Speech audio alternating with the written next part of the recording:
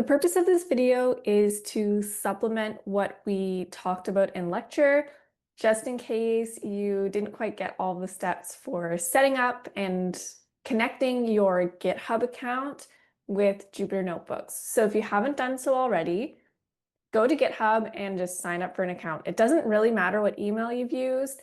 I'd suggest using like a Gmail or a personal email over your institutional email, just because that one may get deleted in the future. So this is my GitHub repository. This is my GitHub profile. I have a bunch of repositories. I'm going to show you how to clone an existing repository into your GitHub account and then access it through Jupyter and make changes and sync them with GitHub. To find this example repository that we're going to clone, you can either go to UBC DSCI's GitHub organization and you can search template here. And it's the DSCI 100 project template, or I believe it's linked on campus, I think. So there's the URL if you want to go directly to there. And all we're going to do is make a copy of this that we can actually edit and have full permissions to on our profile. So we're going to click the button that says use this template and create a new repository from it. Leave everything kind of default. I'm going to name mine DSCI 100-demo. And my description is just repository for DSCI 100s. Oops. Okay, well, that's what it's going to be named. Okay, so now I actually own this repository. So if I go back to my profile and go to my repositories, I can see it here. And I have full access to it, which is really cool. So for example, I can click this little pen and update the README. So that is a description of what's going on. So maybe I want to say this is a demonstration repository for Data Science 100 version control lecture. We will sync this with Jupyter. And this is just a title. You can change it to anything. And then when you make the changes, we are already on GitHub, so we don't actually have to stage them. We can just click commit and it's going to update directly. So when we have a commit message, it should be informative. I've updated the README. I don't need an extended description because it's quite straightforward what I did. So now when I go to the repository, that's kind of the first thing that people are going to see. And it's giving a description of what exactly is going on with all these files. Good rule of thumb is that your README should actually list all the files that you have, what they do, maybe members of your organization, make it really informative so that you in the future can go back and say, okay, well, what is this repository?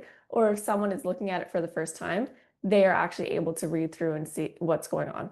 So being able to edit in GitHub is quite useful for things like the README, but when we want to code, there's no actual kind of editor there. So we need to sync this with something else. We could sync it with RStudio, or for Data Science 100, we are going to be using Jupyter Labs. So head over to your student server, and we are going to clone this project into Jupyter. So that means that we are going to take that project, copy it locally, and be able to connect with GitHub so we can do version control and store it remotely. So you want to make sure you're on that root folder. So I have this data science student, 100 student folder that has all like the worksheets and stuff in it. I'm going to make sure that I'm not in there. I'm going to go to the Git tab and I'm going to clone a repository. So that means I'm copying it from the internet and I'm having it locally as well. And it wants us to enter the URL. We can find that by clicking this green code button and just copying this URL here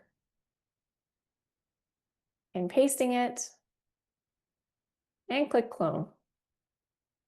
So now I have this new folder. It's actually a repository, and I can see that this README file is exactly as I edited it on GitHub.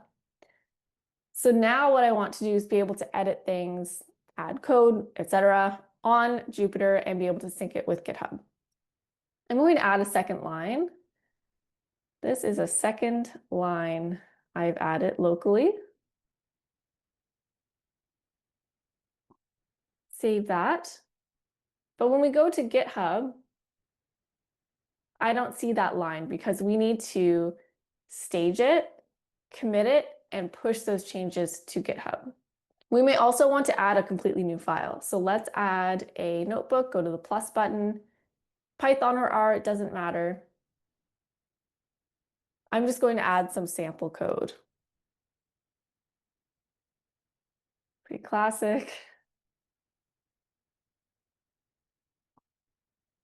That will run. You can add kind of arithmetic stuff. This is just a very toy example.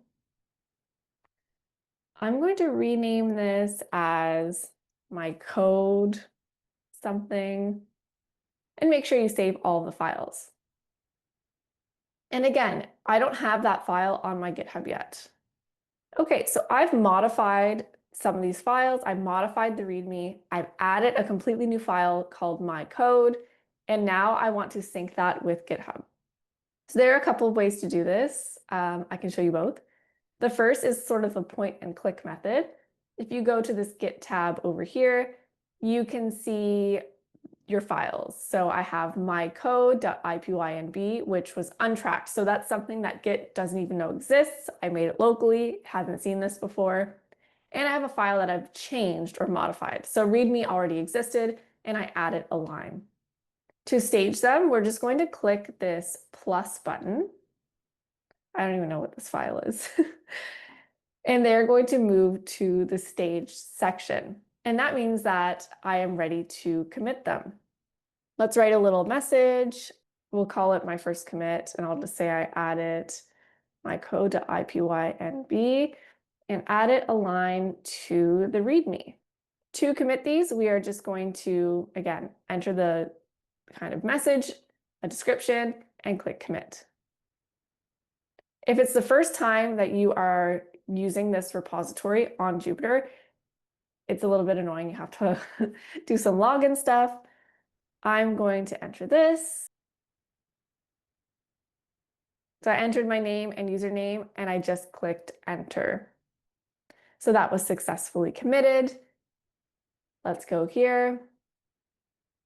Still nothing, because we have told Git, okay, this is the latest snapshot. Let's save my work at this point, but we haven't synced it to GitHub still. So we've staged the files, we've committed them, and now it's time to push. Let's go back to our Jupyter Lab. There's a couple ways to push here. You can click this, it actually identifies it with a little orange circle. You can click this push button, or you can go to Git and click push to remote. Doesn't matter which one you use. And because this is the first time that I'm connecting my Jupyter Lab with GitHub, I have to enter my credentials. So what this means is I need to enter my GitHub username, and I need to add something called a personal access code. So let's set up that personal access code before we go too far. Back on GitHub, click on your profile picture and go to settings. Scroll down on the side here and go to developer settings. Click personal access tokens, token classic. I have a couple of tokens already. We can just generate a new one. We're going to generate a classic token, and you can just name it Data Science 100. I'm going to set my expiration 90 days because that covers the whole semester. And I want to select a few of the scopes. So this is really important. If you forget to select these, you can change them later, but you should at least have these ones for your scopes. Repo, workflow, write packages, admin, and user for now. In the future, you might need to do other ones. But again, if you forget to do this, we can kind of go back and edit them. But if you're getting weird errors when you're trying to push to GitHub, it's probably something to do with your token. So we are going to generate the token, and it's going to generate this fairly ugly password. you will never see this again. So you need to save this in like a password manager or something so you can access this again, because you probably will need to put this token in again in Jupyter. If for some reason you lose this token, it's not a huge deal. You just have to do these steps again, and it's a little bit annoying. So let's copy it, go back to Jupyter Lab. Let's try pushing again. You're going to enter your GitHub username and that personal access token. And you're going to click Save my login temporarily, so you don't have to do this every single time. You probably will have to do it again the next time that you log in or out, but for this session, you can do committing, pulling, pushing without logging in every single time. Click OK, and you can see that that was successfully pushed. So let's check this on GitHub. Go back to our profile or our repositories, Data Science 100 demo. Cool. So we can see that my first commit, that message is showing up on the files that were included in that commit. I can see that I have that second line that I added locally. And if I click my code file, my Jupyter notebook, I can see that I actually have the code there. Okay, let's also add another line of code, and I'll show you how to do this in the command prompt. So another line of code, and I'm just going to take the summary of a built-in data set. If you're in Python, you can just write a random line of code. So we'll save those. And if I go to my Git pane, I do have that this file here is changed, but I'm going to show you how to do this in command line because it's kind of universal if you're using RStudio, if you're using the terminal. These kind of commands are all going to be the same. So let's open the Git repository in terminal, just like this. And what we're going to do is stage our file first, and that's with the git add function. Git add dot is going to stage all files that have any changes. For me, you can also just write whatever file you want to stage. So it's the .ipynb file for me. Then I'm going to commit it, git commit, and I'm going to add a message with -m, and I'll just say added a line of code, and that will show up the exact same as what I write here. Oh, I just need to quickly do my git config. Okay, sorry about that. So let's try to commit that again. So this is one file changed, which was our one that we committed. That's perfect. And then we can push, and we're just going to say git push origin. And typically we're going to, for now, just push to main, but you can also, if you have different branches, just name the branch here. More on that later. I have to log in again. So instead of a pop-up window, it's going to show up here. And when it asks for your password, that's actually that personal access token. So if you saved it, put it back in. I'm just going to paste my token here. And there we go. So now when I go to GitHub, in my repository, I should see that new line of code. And there it is there. So two ways for you to push your changes to GitHub, either with the point and click method or the command line method. If you make a change into GitHub or you're working collaboratively and someone makes a change and you don't have that change locally, instead of pushing, we pull it in from GitHub. So I'm just going to make a small change here.